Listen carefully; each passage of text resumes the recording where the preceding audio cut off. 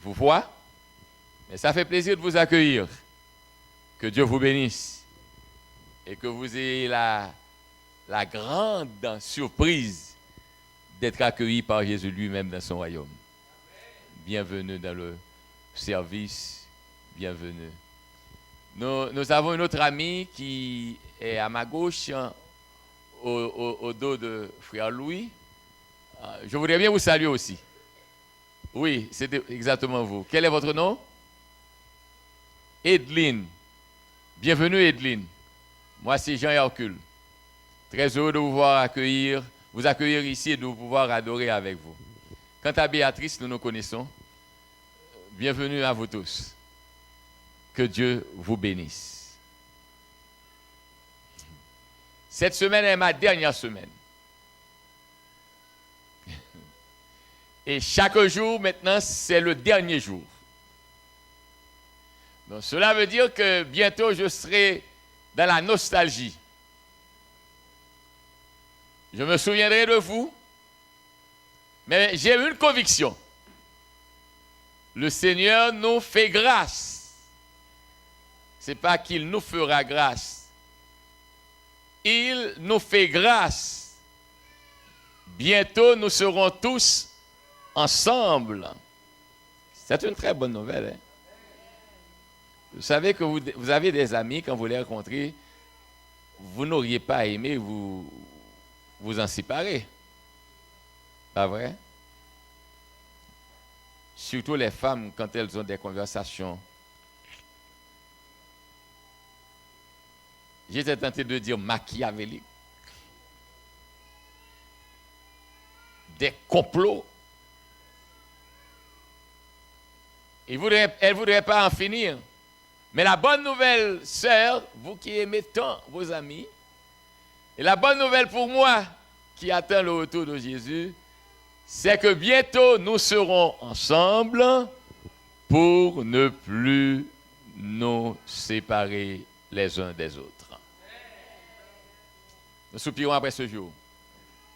Ce n'est pas de la fiction, c'est de la réalité. La promesse de Dieu est certaine. Nous pouvons la réclamer. Je suis encore flatté d'accueillir une très bonne amie à moi. Lovely, merci de revenir. Bienvenue.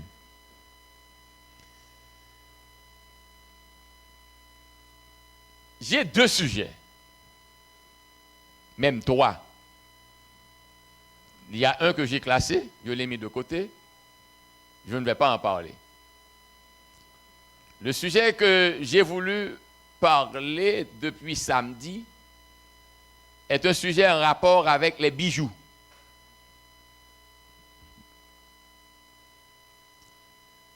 Je l'ai préparé pour proclamer samedi matin dernier et j'ai reçu un coup de fil du Seigneur et il m'a dit de prêcher la femme cananéenne ou la femme syrophénicienne.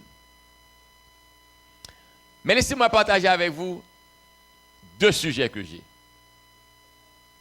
Et dites-moi lequel des 2 vous auriez aimé que je développe pour vous.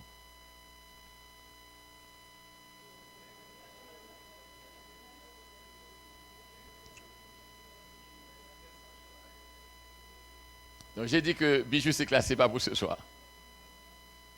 Si vous, ok. Je peux aller avec vous. Si vous voulez entendre Bijoux, vous revenez demain soir. Et je vous donne la garantie, je vous présenterai Bijoux. Merci. Mardi soir. Merci. Donc, mardi soir, je vous présenterai Bijoux. Mais pour ce soir, vous faites le choix entre 2. J'ai un sujet sur Jean 4, où il est dit, Pierre et Jean allaient au temple à l'heure de la prière. Donc, je pourrais vous parler de la prière. Et je dois vous confesser que beaucoup de chrétiens prient, mais ils insultent Dieu en priant. Et ne vous étonnez pas, même dans l'église adventiste. Depuis que je suis venu ici, j'entends beaucoup de gens prier, mais ils prient mal. Mais je me fais. Le danger pour vous, c'est que vous ne devez pas répéter le nom de Dieu à tout bout de champ. Seigneur éternel, Seigneur, que nous sommes heureux, Seigneur, de pouvoir être là. Après tant de bénédictions, Seigneur, nous voulons te dire merci, Seigneur, pour nous avoir guidés ici, Seigneur. Que ton nom, Seigneur, soit béni, Seigneur.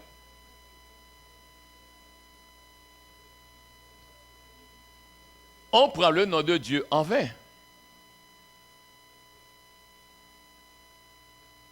Ne vous dites pas que, mais il pense être le seul à savoir, c'est pas ce que je veux vous dire. Le Seigneur me fait grâce seulement.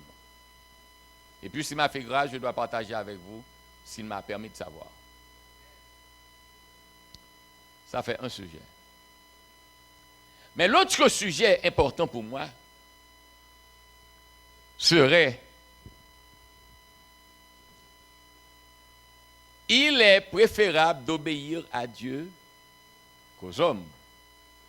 Et ça va déboucher sur l'adoration. Le grave problème de l'humanité, la vraie question est l'adoration. Donc, maintenant, ma question. Prière, adoration.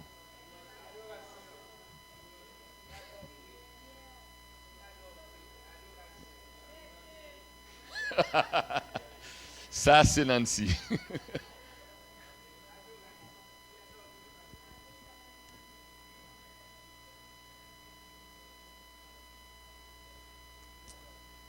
D'accord? Adoration. Allons-nous-en. Je vous invite à ouvrir votre Bible dans l'Évangile selon Saint Jean. Et suivez avec attention. L'Évangile selon Saint Jean.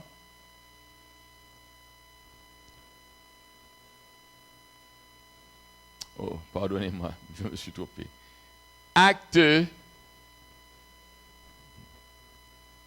Pardonnez-moi. Dans Actes chapitre 4. Actes chapitre 4, versets 19 et 20. Acte 4, versets 19 et 20. Merci. Pierre et Jean leur répondirent: jugez s'il est juste devant Dieu de vous obéir plutôt qu'à Dieu. Car nous ne pouvons pas ne pas parler de ce que nous avons vu et entendu. Jugez-en vous-même. La leçon que Pierre et Jean nous enseignent dans cette déclaration est que, en toutes circonstances dans la vie, Dieu a la priorité. Jugez-en. Vous avez du pouvoir, vous avez de l'autorité, vous avez de l'argent, vous avez de l'influence. Ce que vous dites est loi, mais jugez-en. Si votre loi rentre en conflit avec la loi de Dieu, où dois-je me tenir? Défendre ma vie présente ou me remettre à Dieu, sachant qu'il est capable d'assurer ma vie présente et de me garantir la vie à venir.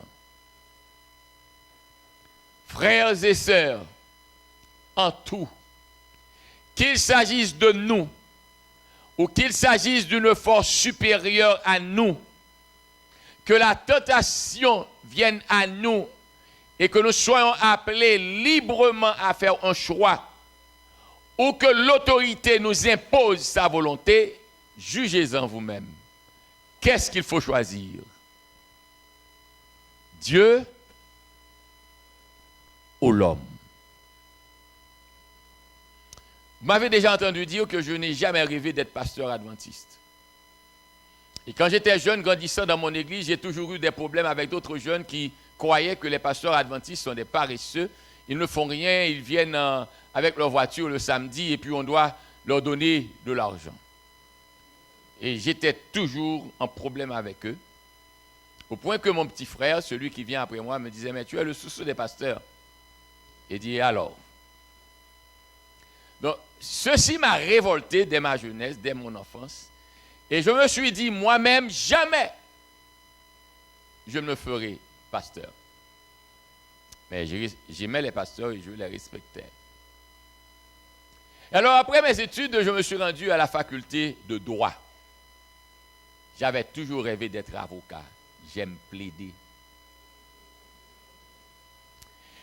Et alors que j'étais à la faculté, le vendredi, je manquais les cours parce que certains moments, le mois de novembre ou décembre, le soleil se couche tôt. Heureusement, l'auditorium de la Bible n'était pas trop loin de la faculté de droit, pour ceux qui se rappellent la faculté. Donc, j'y allais à 3 heures, 4 heures, 5 heures, boum, je laisse. Donc, on a des séances de travaux pratiques, parfois on fait de petits tests, je ne suis pas là. Et pour comble de malheur, monsieur, je donne le nom, j'espère que certains d'entre vous peuvent se le rappeler, monsieur Julio Fièvre est venu, il a posé un problème de statistique pour samedi matin.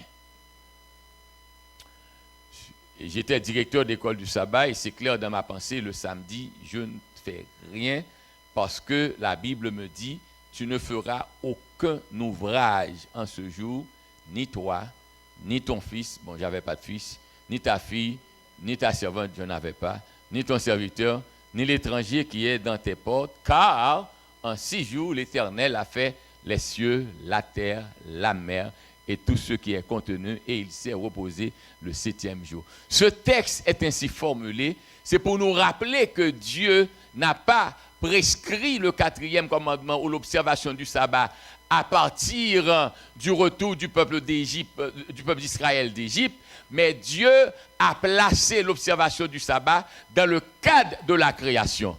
Donc maintenant, avec la création, il y a une semaine de 7 jours.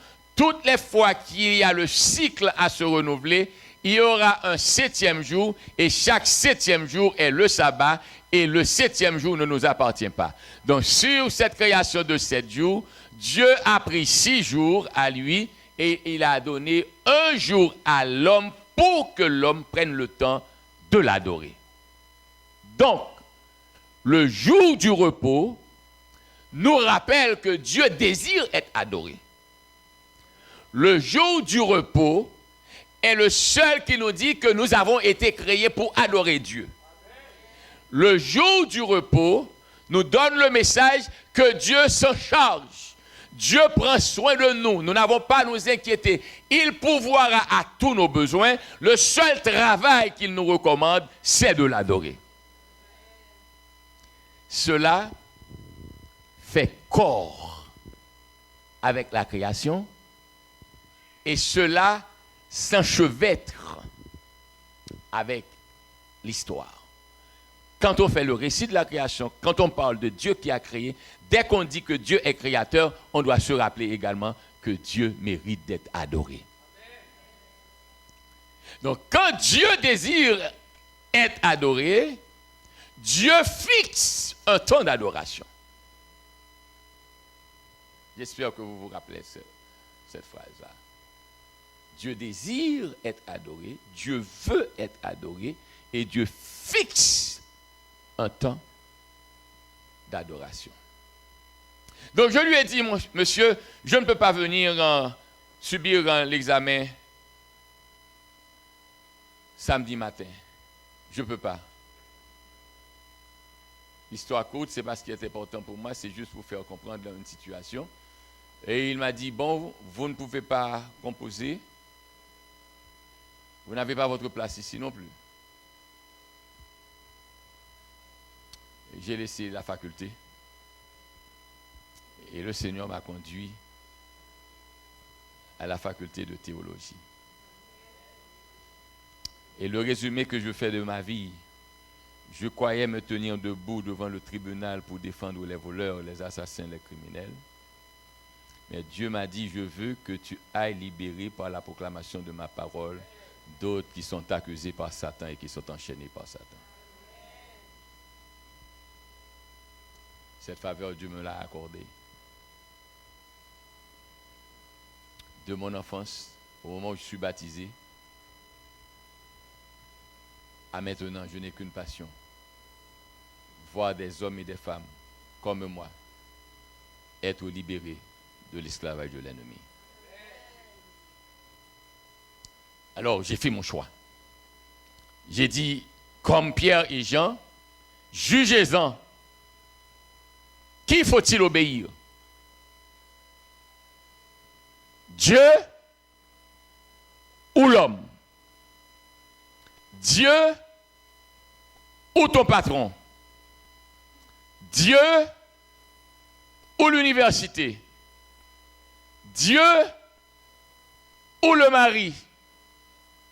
Dieu ou l'épouse? Frères et sœurs, vous êtes appelés à faire un choix. Vous ne pouvez vous en échapper. La vie est faite de choix. Donc, qu'est-ce qui vous préoccupe? Qu'est-ce qui vous prédomine? Qu'est-ce qui est prioritaire pour vous? Vous-même? Laissez-moi vous dire, vous ne pouvez vous aimer plus que Dieu vous aime. Laissez-moi vous dire encore, vous ne pouvez prendre soin de vous mieux que Dieu en prend soin.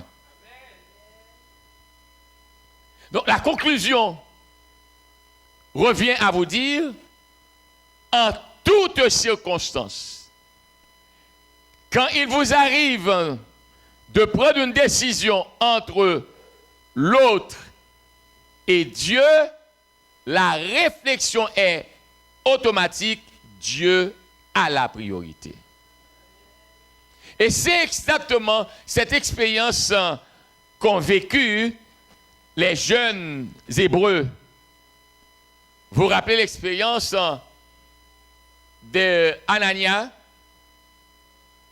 de Azaria, de Michaël et de Daniel, qui vont devenir Shadrach, Meshach et Abed-Nego. Je ne vais pas parler de ces jeunes garçons-là, mais laissez-moi vous faire comprendre une chose. Le roi a changé leur nom. Satan n'a qu'un but dans la vie. Vous portez à oublier votre identité. Quand quelqu'un oublie qui il est sujet à tout. Où vous êtes, rappelez-vous que vous êtes fils de Dieu. Vous n'êtes pas n'importe qui. Le roi des rois et le seigneur des seigneurs, c'est lui qui prend soin de vous. Vous devez vous rappeler qui vous êtes. Et ce n'est qu'au moment où vous vous rappelez qui vous êtes que vous serez capable de définir votre démarche dans la société. Car votre identité définit votre allure. Si vous savez que vous êtes prince, vous devez avoir un comportement de prince. Je vous assure, vous n'allez jamais trouver un militaire marchant la tête baissée. Il a été entraîné pour regarder droit et avoir les épaules bien carrées. Donc, il est militaire. Où il se présente, il se tient en militaire. Nous sommes fils de Dieu. Où nous nous trouvons, nous devons nous comporter en fils de Dieu. Le manque de nourriture ne doit pas nous rabaisser. Ne pas pouvoir payer une facture ne doit pas nous diminuer. Ne pas pouvoir avoir tout ce que nous désirons ne doit pas définir notre valeur. Notre valeur ne se définit pas à partir de notre avoir, mais notre valeur se définit à partir de notre être. Et je ne puis être sans que je n'ai. Je peux avoir sans être. Mais je ne puis être sans que j'ai. Si je suis un criminel, je dois avoir un couteau. Si je suis un chirurgien, je dois avoir mon bistouri. Si je suis infirmière, je dois avoir ma toge. Si je suis professeur, je dois avoir de la craie. Mais vous pouvez avoir de la craie en main, ne savoir pas ce que vous devez faire parce que vous ne savez pas lire. Votre avoir ne définit pas votre être, mais votre être dit ce que vous devez avoir. Et quand vous êtes fils de Dieu, vous avez la terre. Car Dieu déclare à l'Éternel, la terre et ce qu'elle renferme, le monde et ce qu'il habite. Donc si je suis fils de Dieu, tout ce qui est à mon Père est à moi, c'est ce que Jésus a dit. Par conséquent, je n'ai pas à tergiverser, je n'ai pas à tituber, je n'ai qu'à me tenir droit et à exprimer ma foi inébranlable dans celui qui m'a créé et m'a appelé à l'existence pour dire Dieu est prioritaire dans toutes mes décisions. Alors, ces jeunes Hébreux, d'après, vous vous rappelez très bien le récit, Daniel en chapitre 3, Daniel chapitre 3, verset 15. Laissez-moi lire à partir du verset 14 plutôt. Regardez très bien.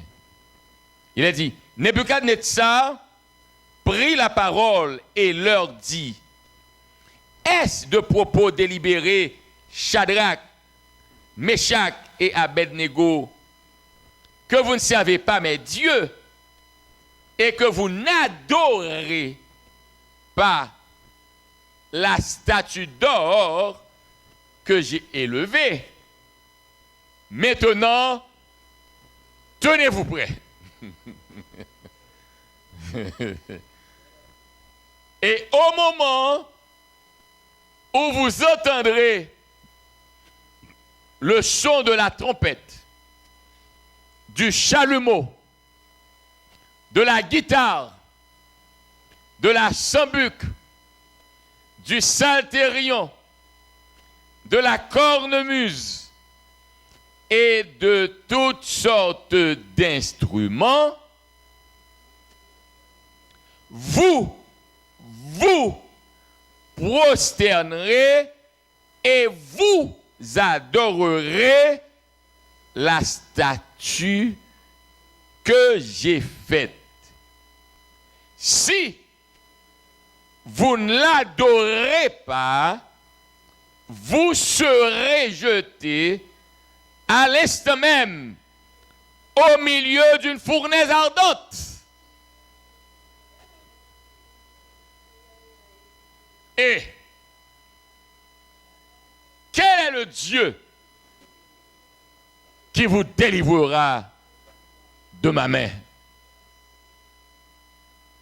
Oui, il n'y a aucun Dieu fait de main d'homme qui soit capable, mais le Dieu qui a créé toutes choses est capable.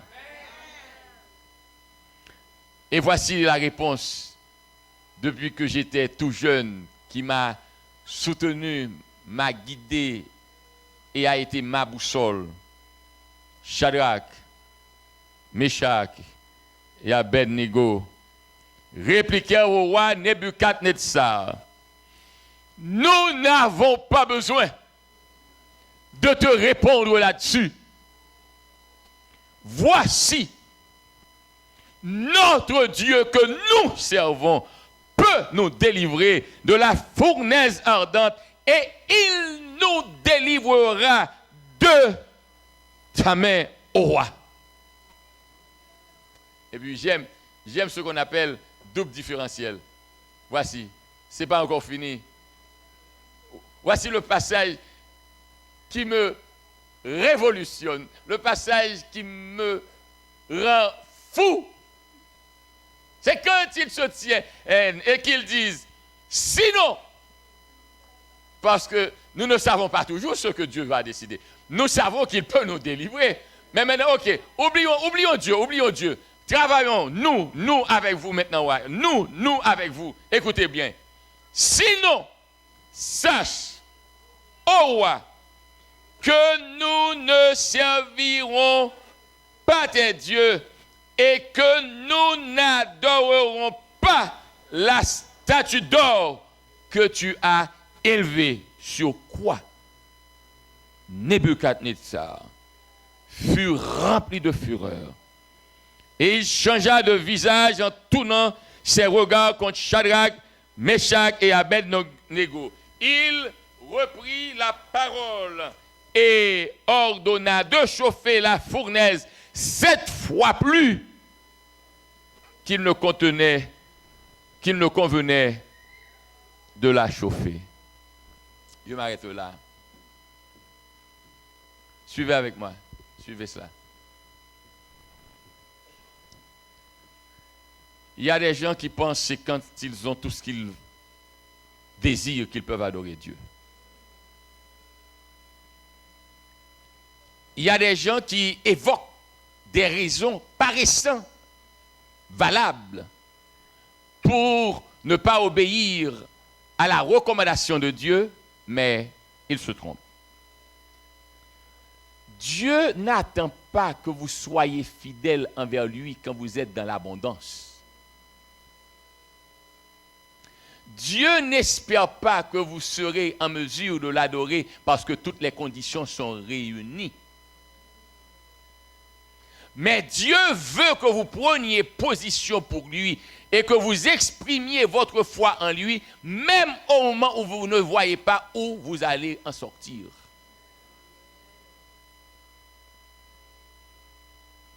Comprenez très bien. Ils pourraient évoquer toutes sortes d'excuses. Ils ont toutes les raisons.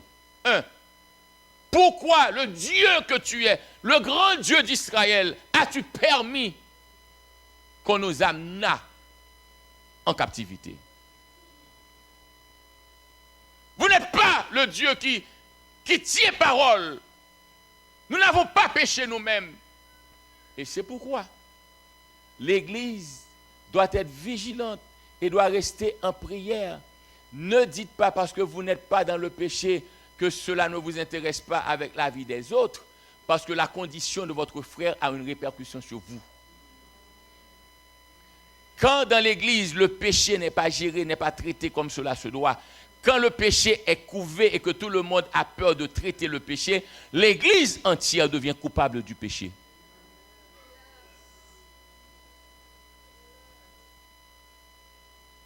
Mais la réalité est que je dois traiter le péché, non pas avec un sentiment de vengeance ou de supériorité, mais traiter le péché juste pour faire voir qu'il y a danger dans le camp, mais toujours nous attacher au pécheur pour le débarrasser du mal. Et c'est ce qui nous manque.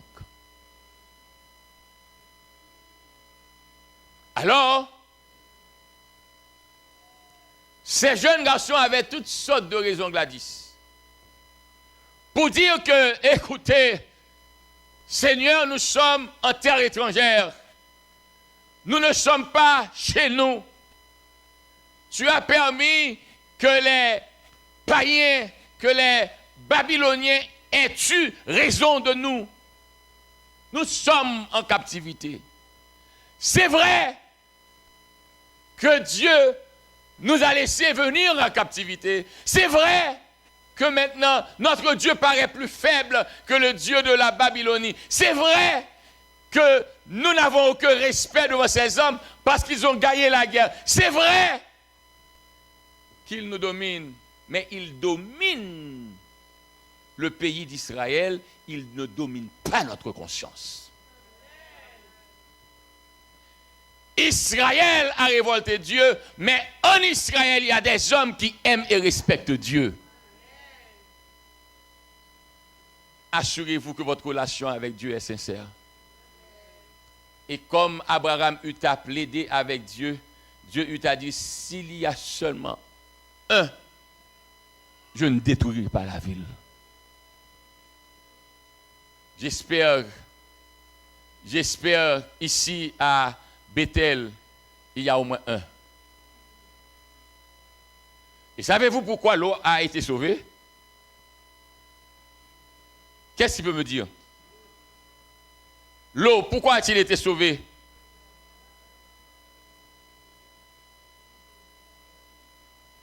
La grâce, oui, mais à cause de qui a-t-il fait grâce? Dieu a fait grâce à l'eau parce que son ami Abraham eut à intercéder en faveur de la ville.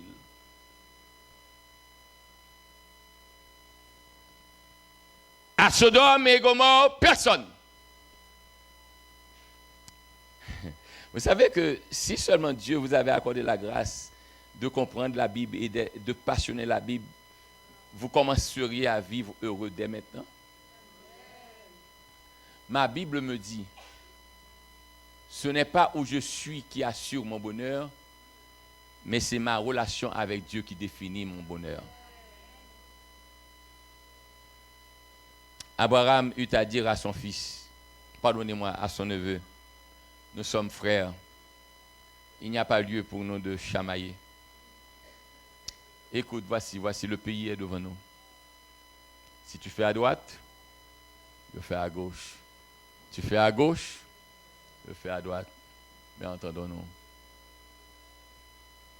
Le chrétien doit rechercher la paix avec tout le monde. Il est bon parfois de perdre.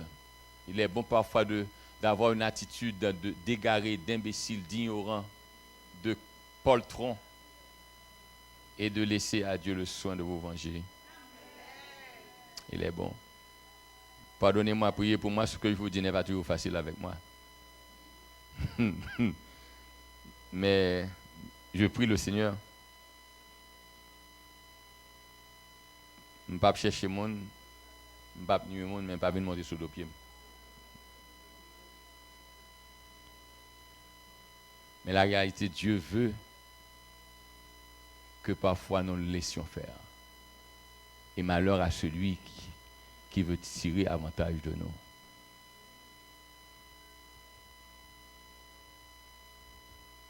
Et l'eau a choisi pour lui, à ses yeux, la meilleure part, la plaine. C'est beau, c'est vaste, la plaine. Et Abraham a pris les montagnes. Mais ce n'est pas où vous êtes qui vous rend heureux, c'est qui est avec vous qui vous rend heureux. La ville a été détruite. Mais Dieu a sauvé l'eau à cause d'Abraham. Et pardonnez-moi, hein, parfois, il paraît que je dis des choses qui seraient un petit peu drôles, mais la réalité pour moi est, Dieu ne commet jamais d'erreur. Mais c'était préférable pour Dieu de ne pas entendre les supplications d'Abraham et de laisser l'eau périr. Parce qu'on va avoir dans l'histoire la plus grande infamie qu'on ait pu enregistrer. Un père, 2 filles vierges. Là où nous sommes, il n'y a pas de garçon. Il n'y a pas d'homme. Et nous devons conserver la race de papa. Alors, nous allons lui donner du tafia à boire. Il sera saoul. Et toi, tu iras la première soirée. Frères et sœurs, écoutez-moi bien. Je ne sais pas pourquoi Dieu dirige ma pensée ainsi, mais écoutez-moi bien. Faites attention à ce que vous voyez et ce que vous entendez. Je répète, exercez une volonté de faire quand à vous laisser influencer par ce que vous voyez et ce que vous entendez. Parce que le milieu dans lequel vous vivez a une grande influence sur vous dans la mesure où vous laissez les portes de votre vue et de vos oreilles ouvertes.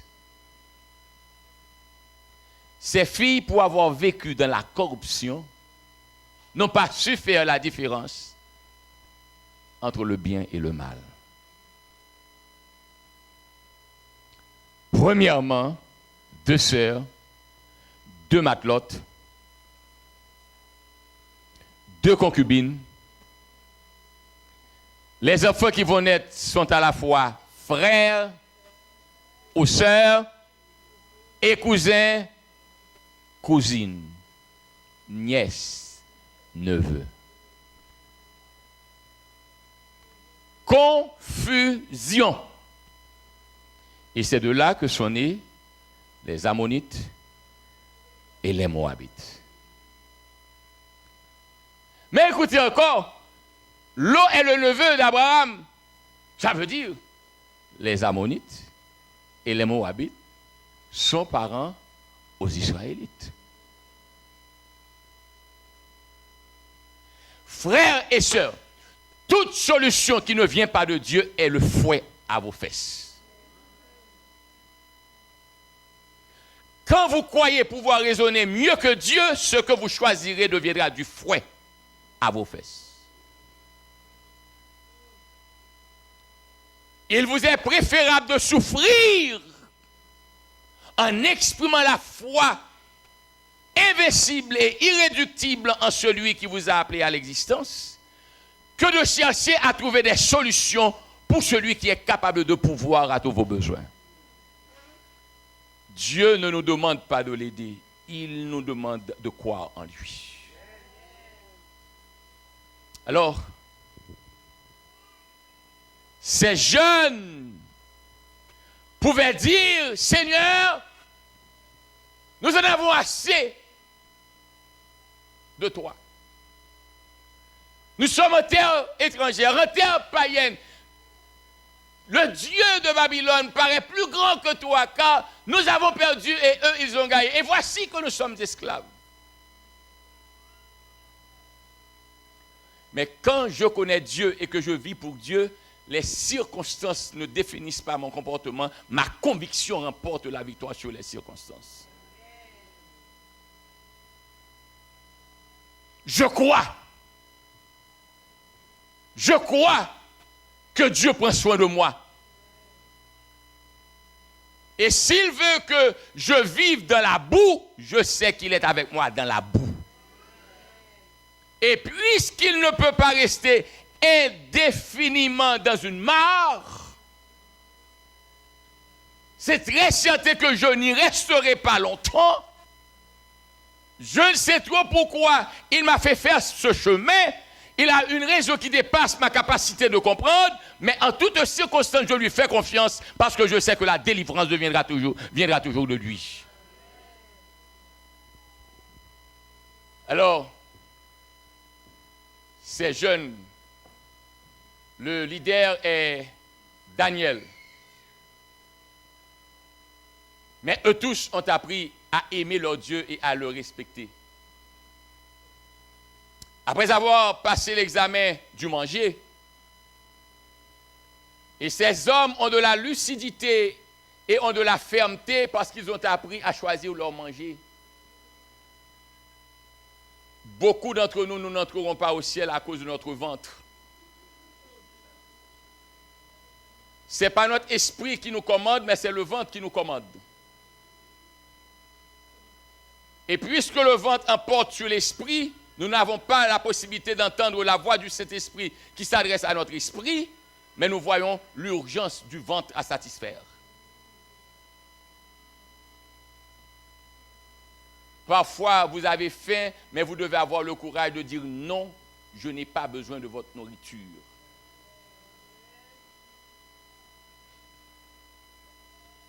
Car Dieu est capable, même de la disette, de vous tenir ferme jusqu'à ce que le temps sec soit passé. Alors ils ont dit à Nebuchadnezzar, le Dieu que nous servons peut nous délivrer. Et le passage que j'aime le plus. Sinon, comprenez-vous ce que cela veut dire sinon?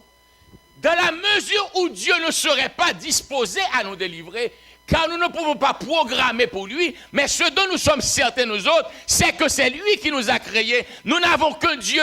Il a dit dans sa parole, dans les 10 commandements, tu n'adoreras pas d'autre Dieu, quel que soit le milieu, quelles que soient les circonstances, quel que soit le temps, quoi qu'il advienne, nous n'allons pas nous mettre à genoux devant la statue.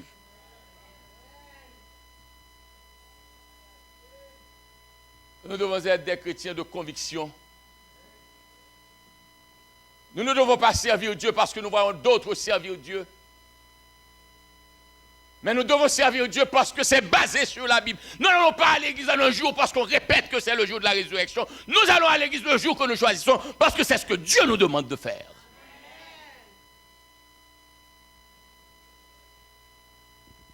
Tout ce qui n'est pas là.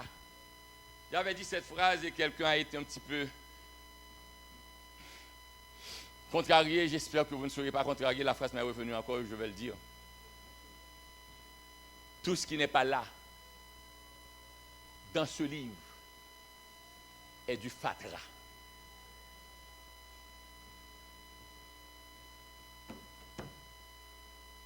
Et les ordures, on ne fait que les jeter à la poubelle.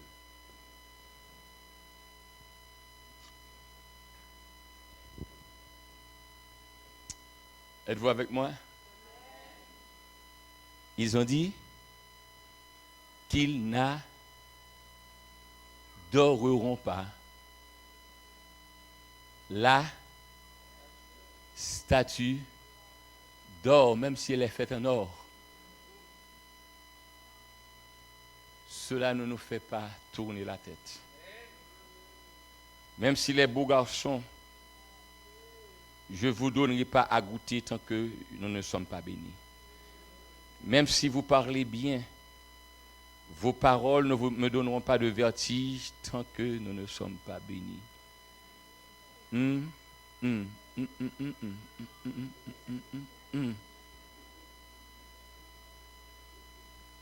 Pas de négociation. Ma décision est basée sur ma conviction et ma conviction est fondée sur la parole de Dieu. C'est pourquoi Paul disait aux Romains, tout ce qui n'est pas le produit d'une conviction est péché. Je connais Dieu, il n'existe qu'un Dieu. Seulement Dieu mérite d'être adoré. Et ce Dieu qui m'a demandé de l'adorer ne me laisse pas dans l'obscurité. Il n'y a même pas ombre de variation en lui. Il est le Dieu de la clarté, de la précision. Il a dit, j'ai créé le monde en 7 jours. Moi je dis 7. Parce que la Bible dit que le sabbat est la dernière œuvre de Dieu. En la créant. Donc, le sabbat fait partie de la création de Dieu. C'est Dieu qui a établi le sabbat. Il a fait toute autre chose en 6 jours, mais le 7e jour, il s'est reposé. Et en se reposant, il a créé. Le sabbat n'est pas une œuvre fictive, ce n'est pas un jour fictif, c'est un jour réel. Mais ce qui a été établi en ce jour, ce n'est ni l'homme, ni la femme, ce ne sont pas les arbres, ce ne sont pas les poissons, ni le soleil, ni la lune. Ce qui a été établi, c'est le repos. Écoutez, c'est si passionnant que je pourrais passer toute la nuit à vous entretenir. Mais écoutez, Dieu, écoutez, n'a pas créé le sabbat avant Adam,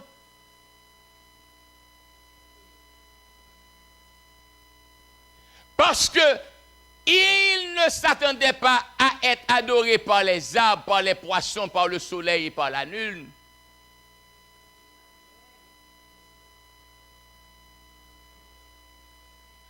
Tout autre élément de la création est plus grand qu'Adam, mais le sabbat est plus petit qu'Adam.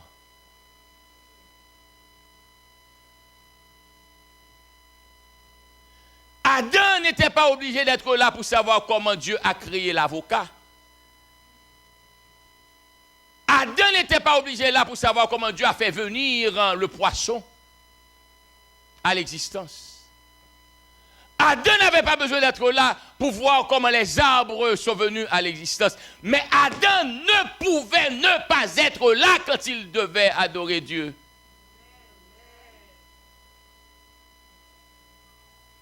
Le sabbat est dans notre âme.